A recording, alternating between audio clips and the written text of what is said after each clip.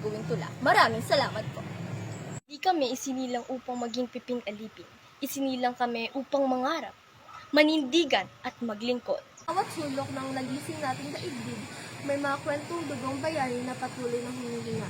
Hindi na sa tabak o sa dugong sa parang, kundi sa talino at lakas ng kabataang kasalukuyan. Kami ang tinig ng bukas, ang pag-asa ng bayan, bit-bit ang kasaysayan, may pangarap na dakila. Sa gitna ng makabagong hamon at ingay ng mundo, mananatiling tapat ang pusong Pilipino. Ibabangon ang kapwa sa salita at sa gawa, maglilingkod na may dangal at pagkalinga, hindi matatakot magsalita para sa katotohanan. Dahil ang ating lakas ay alay sa tinubuang lupa. Ihadlang ang aming murang edad upang maging bahagi ng pagbabagong hinahangad. Sa bawat aral na aming nalalaman, mas tumatatag ang aming paniniligan.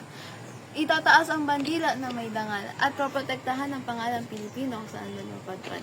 Dahil ang bayan ay hindi lamang itong minamana, ito'y araw-araw na pinipili, ipinaglalaban at minamahal. At sa paglipas ng mga bawat henerasyon, mananatiling buhay ang apoy ng pagmamahal sa bayan. At kung minsan ay tila mabigat ang bawat takbang, hindi kami hihinto, hindi kami uurong sa laban, sapagkat ang kabataang may pangarap na dalisay ay ilaw na gumagabay.